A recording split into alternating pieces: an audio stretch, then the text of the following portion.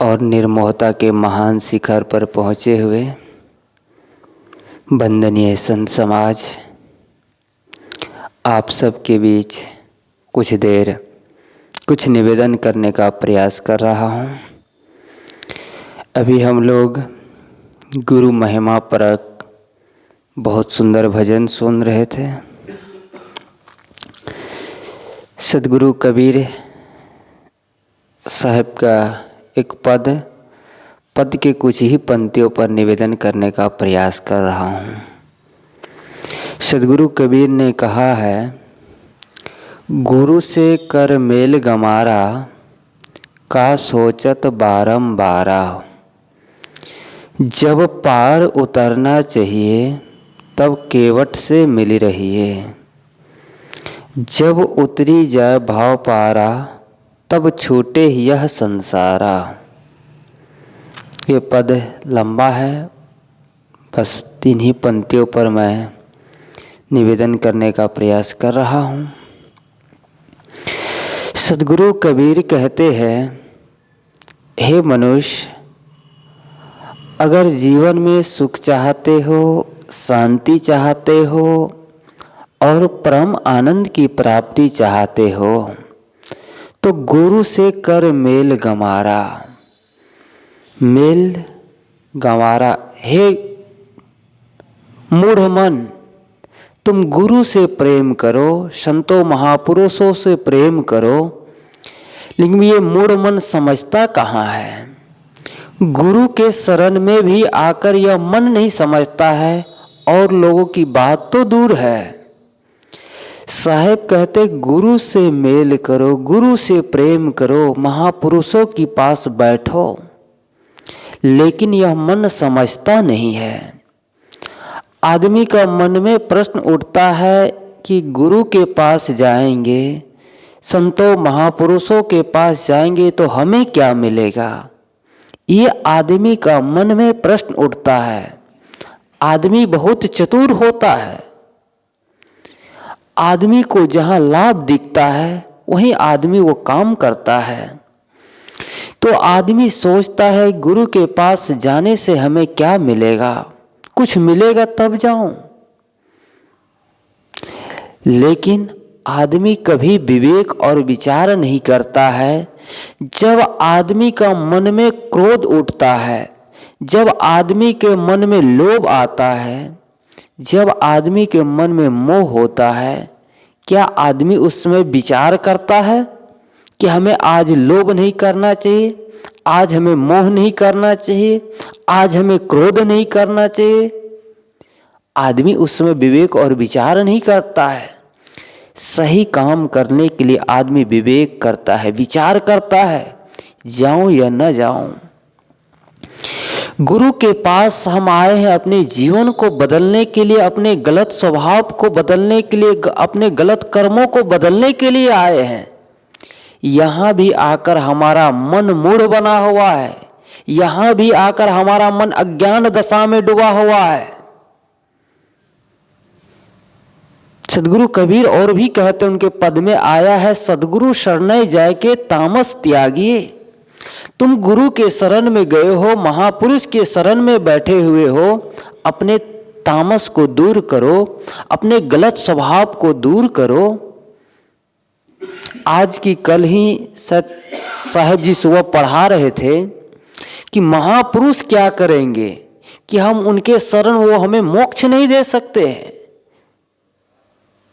वो हमें रास्ता बताएंगे। हम मोक्ष जो निर्वाण पद प्राप्त किए हैं उन महापुरुषों के सानिध्य में बैठने से क्या होगा, जब तक हमारा मन सही नहीं होगा, हमारा स्वभाव सुंदर नहीं होगा।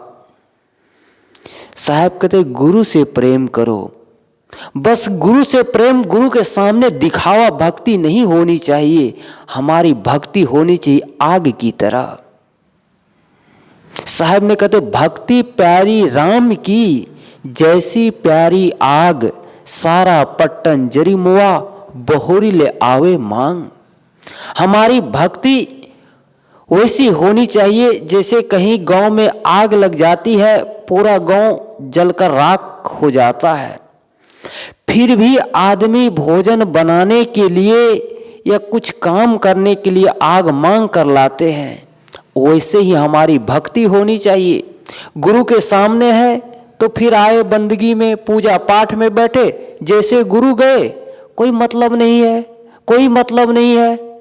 और यहाँ तक आदमी अहंकार करते, मैं 15 साल की उम्र में आया हूँ गुरुदेव जी की शरण में, 13 साल की उम्र में आया, 14 साल के 18 साल की उम्र में आया है। वो उम्र क्या करेगा जब तक हमारी समझदारी नहीं हुई है। और सदगुरु कबीर ने यहाँ तक भी कहा, उनकी कठोर शब्दों में है, साधु की होना बड़ा मुश्किल, काम क्रोध की चोट बचावे सोजन साधु जन। साधु को होना बड़ा मुश्किल। कपड़े पहन लेने मात्र से कोई साधु नहीं हो जाता है, साधु बन सकता है, हो नहीं सकता है। साहब ने क्या कहा है, साधु होना चाहिए पक्का होय के खेल, कच्चा सरसों पेरी के खरी भया न तेल। ये और किसी के लिए बात नहीं, हमारे जीवन की बात है। हम ये दूसरे के लिए उपदेश नहीं दे रहे, हमारे जीवन के लिए ये उपदेश है कि इतना दिन हो गया जब से गुरु के शरण में आए हैं, क्या हमारे मन का विकार दूर हुआ कि नहीं? हम पहले जितना क्रोध करते थे वो क्रोध अभी शांत हुआ कि नहीं? वो आग अंदर कभी बूझी कि नहीं बूझी है? अगर आग नहीं बूझी तो कोई मतलब नहीं।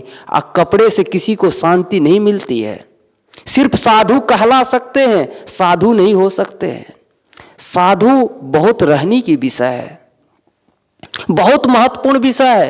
ये भजन गाना, प्रवचन कर लेना, दुनिया को रिझा लेना, मान प्रतिष्ठा पा लेना, दुनिया के लोग जान लेना, ये बहुत सरल बात है। बड़े बड़े क्रिकेटर हैं जिन्हें पूरी दुनिया में लोग नाम जानते हैं, लेकिन उनकी पूजा नहीं होती है। पूजा सदैव चरित्र की होती है। तो हम पूजा पाठ हमारी भक्ति में कर, हमारी भक्ति वैसी होनी चाहिए जैसे आग की तरह एक रस होनी चाहिए। गुरु हो या न हो, चाहे महापुरुष हो या न हो, हमारा जो साधु का कर्तव्य है वो अपने कर्तव्यों का पालन करे। दुर्वासा ऋषि कहा जाता था 24 घंटा ध्यान करते थे और जैसे आंखें खुलती थी क्रोध के सिवा और कुछ नहीं दिखता था। तो ऐसे ही हमारी भक्ति तो नहीं है कि हम तो कपड़ा पहने, हमारे अंदर से आग बूझी कि नहीं बूझी है, अभी हमारा मन अभी शांत हुआ कि नहीं। ये उपदेश दूसरे के लिए नहीं है, अपने लिए होता है। सिर्फ दिखावे से काम नहीं चलता है। कहावत है ना, मुख में राम राम बगल में छुरी। इससे कहावत नहीं। जब गुरु है, साधु, मैंने कहा साधु का जो कर्तव्य है, चाहे हमारे लिए हो चाहे आपके लिए और किसी के लिए, यह बात नहीं है, सबके लिए नियम एक ही होता है। गुरु हो या ना हो, गुरु अपने भीतर के गुरु तत्व को जगाओ। साहब ने क्या कहा, निर्भय भये तहां गुरु के नगरिया, सुख सोवे दास कबीरा। क्या हमारा मन निर्भय हो पा रहा है कि नहीं? हमारा मन शांत हो पा रहा है कि नहीं? गुरु के शरण में जब से आए तब से हमारे मन का विकार दूर हुआ कि नहीं? नहीं हुआ तो कोई मतलब नहीं है। चाहे 10 साल की उम्र में आए हो कि 20 साल की उम्र में आए हो कि 40 साल के, कोई महत्व नहीं रखता है। महत्व ये रखता है कि आपने अपने जीवन को कैसे जीते हो, आपने अपने स्वभाव में कोई परिवर्तन किए कि नहीं। कोई किसी ने कहा, फिर क्रोध गुस्सा आवेश में आ गए, फिर हमारा साधना कोई काम का नहीं। कोई मतलब नहीं रखता है कि आप 15 साल की उम्र में आए हो कि 20 साल की उम्र में आए हो, कोई महत्वपूर्ण नहीं रखता है। महत्वपूर्ण यह है कि आप अपने जीवन को कैसे जीते हैं।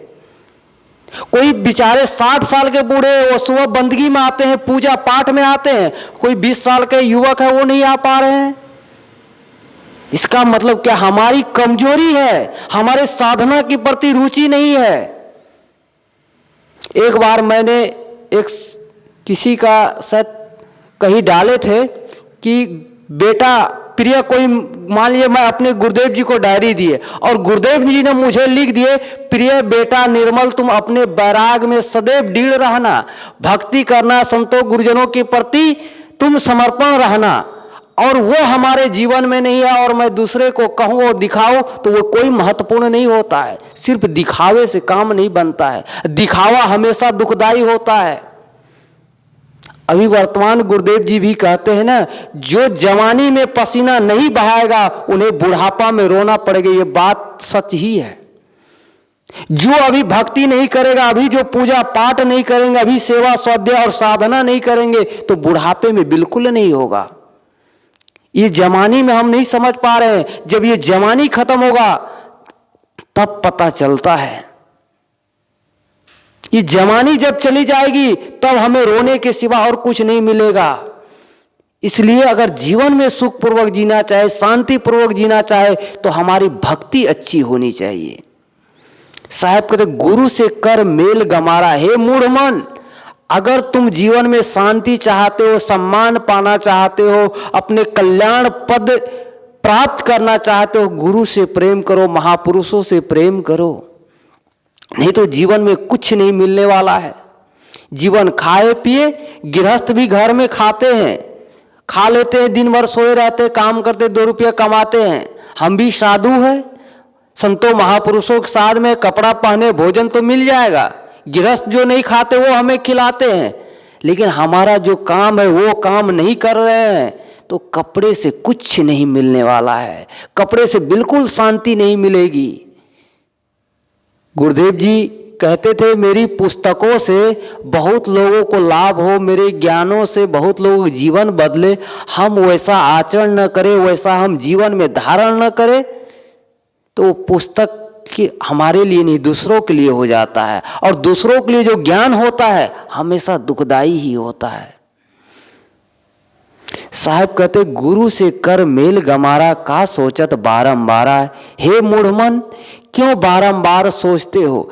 त्याग का भी अहंकार होता है लोगों का। अरे तुम तो बाद में आए हो, मैं तो 30 साल से, मैं 15 साल का था तभी आया हूं, तुम्हारा 40 साल हो गया है। ऐसे ही एक बार एक युवक अमीर परिवार से था, अपने घर परिवार को त्याग कर संतों के शरण में चला गया। वहाँ न पूजा में जाता, न पाठ में जाता, न सत्संग बंदगी सेवा स्वाध्याय साधना, कोई मतलब नहीं। कुछ लोगों ने कहा भैया तुम आए हो घर त्याग करके, सत्संग में आया करो, पूजा पाठ में आया करो और आश्रम की सेवा की काम किया करो। वो युवक ने कहा अरे तुम लोग क्या त्यागे हो, मैंने तो इसमें लात मार के आया, मेरे पास इतनी संपत्ति थी मैं उसमें लात मार दिया, गाड़ी थी उसको छोड़ कर आया, उसको लात मार के आ गया। उसी में किसी साधु ने कहा भैया लात तो मार दी, अभी लात वही पैर अभी वही चिपका हुआ, पैर छूटा नहीं है। पैर तो मार दिए हो, शरीर तो यहाँ है लेकिन पैर अभी वही चिपका हुआ है। जब पैर वहां चिपका रहेगा तो दुख मिलेगा, अशांति मिलेगी ही, मन में क्रोधित होगा ही, कोई साथी कहेंगे क्रोध होगा ही, क्रोध उत्पन्न होगा ही। क्रोध क्यों उत्पन्न होता है? आदमी की असफलता की चुनौती है क्रोध आना। चाहे हमारे जीवन में क्रोध आए, चाहे और किसी का आदमी के जीवन में क्रोध आए, क्रोध का सबसे महत्वपूर्ण बात यह है, क्रोध तभी आता है जब आदमी असफल होता है, तब आता है। जब सफलता मिलती है तो क्रोध नहीं होता है। किसी भी आदमी के जीवन में क्रोध तभी होता है, जो आदमी असफल होता है तब क्रोध होता है। चाहे किसी भी चीज, चाहे साधना के क्षेत्र में असफलता मिलती हो, चाहे व्यापार बाटा के क्षेत्र में असफलता मिलती हो, चाहे किसी भी क्षेत्र में असफलता मिलती हो, तो क्रोध आएंगे ही। तो अगर क्रोध को मिटाना चाहते हैं तो हम भक्ति गुरुजनों के प्रति श्रद्धा और प्रेम और समर्पण की आवश्यकता है। साहब कहते हैं कि गुरु से कर मेल गमाया, का सोचत बारंबार, हे मूढ़ मन क्यों बार बार सोचते हो। जाओ तुम्हारे कल्याण की रास्ता संत गुरुजन बताते हैं। यह तन है विष की वेलरी, गुरु अमृत की खान, शीश दिए गुरु मिले तो भी सस्ता जान। इतना सौभाग्यशाली हम लोग हैं, महापुरुषों का सानिध्य मिला हुआ है। यह तन विष की लता है और यह विष की लता के अमृत की खान में डुबा दो। सदगुरु महापुरुष वो अमृत है, वो अमृत की वर्षा हमारे ऊपर बरसाते हैं और हम राक्षस बने बैठे अमृत पीना ही नहीं चाहते हैं। तो ये सदगुरु कबीर कहते हैं जब पार उतरना चाहिए तब केवट से मिली रहिए। जब किसी आदमी को नदी पार करना होता है, पहले के जमाने की बात है, अब तो हवाई जहाज बहुत चीज हो गया आज के जमाने में पार साधन होने के लिए। लेकिन पहले के जमाने में अक्सर लोग नाव से ही पार होते थे। नाव से ही पार होते थे। तो पहले जब जाना होता था मल्लाह के पास जाते थे कि भैया हमें नदी पार करना है, आप कितना रुपये लोगे, मुझे पार करा दो। तो उससे विनय करते थे। तो यहाँ मल्लाह कोई बाहर की नाविक, बाहर की नदी तो बहुत लोग पार हो जाते हैं, आज बहुत साधन है, लेकिन मन की तरंगे से, मन के विकारों से बड़े बड़े लोग डूब जाते हैं। इच्छा करी भवसागर जामे बोहित राम आधार। मन की बात है लहरी विकारा, ते नहीं सूझे वार न पारा। इच्छा करी भवसागर जामे बोहित राम आधार। मन की बातें जो होती लहरी विकारा, समुद्र में जो लहरें उठती है उनका तो अनुमान लगा लिया जाता है, 1 मिनट में इतनी बार लहरें उठती है। लेकिन मन में कितनी बार लहरें उठती आज तक कोई वैज्ञानिक इसका पता नहीं लगा पा रहा है और न लगा पाएगा। मन की लहरें तब शांत होगी, ये आग तब बुझेगी जब हम सेवा, स्वाध्याय और साधना, ये हमारे जीवन के लिए 3 श्रेणी है। सेवा, स्वाध्याय और साधना अगर ये नहीं है तो फिर हमारे जीवन में कुछ नहीं होगा।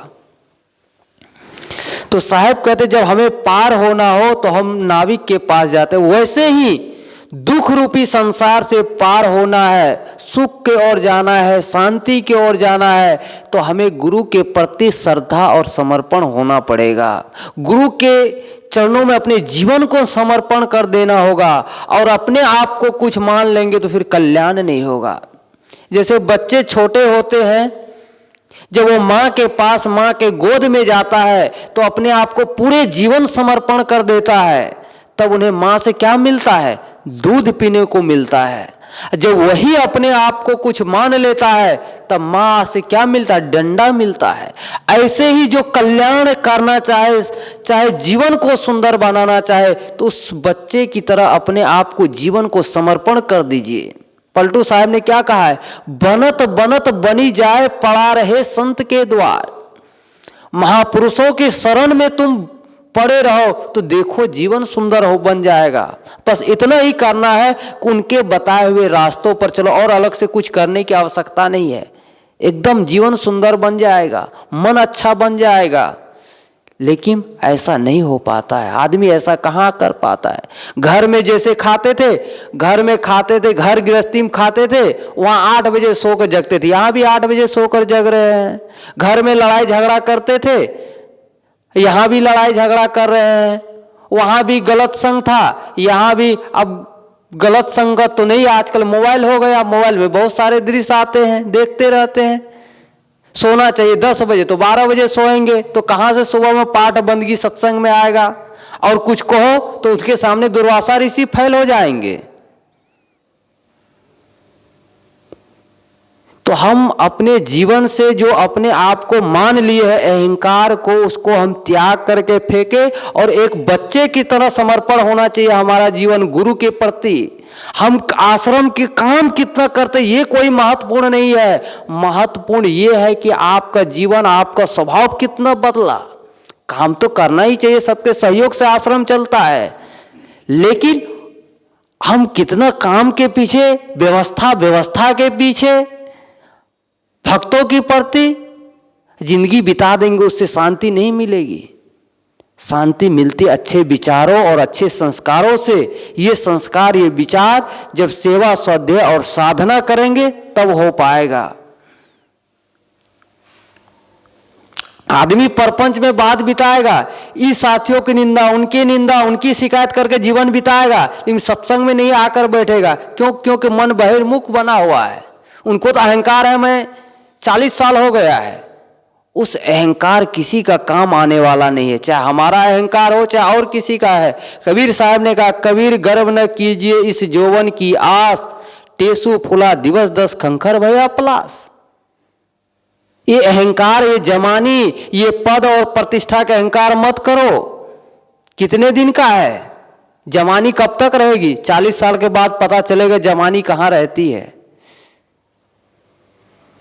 तो ये सदगुरु कबीर का ये पद कि गुरु से कर मेल गमारा, का सोचत बारंबार, जब पार उतरना चाहिए तब केवट से मिली रहिए। जब दुख रूपी संसार से छूटना है तो केवट संत गुरुजन है, महापुरुष है, उनके प्रति हमें समर्पण होना पड़ेगा।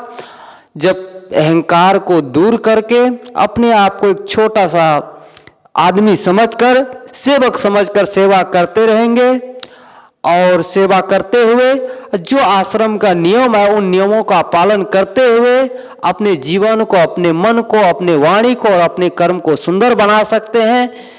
मोक्ष और कल्याण एक कमरे में बंद करके रख दीजिए, वो कोई मतलब नहीं है। जो आश्रम की जो नियम है उन नियम पर चले तो वही हमारे लिए मोक्ष की रास्ता है।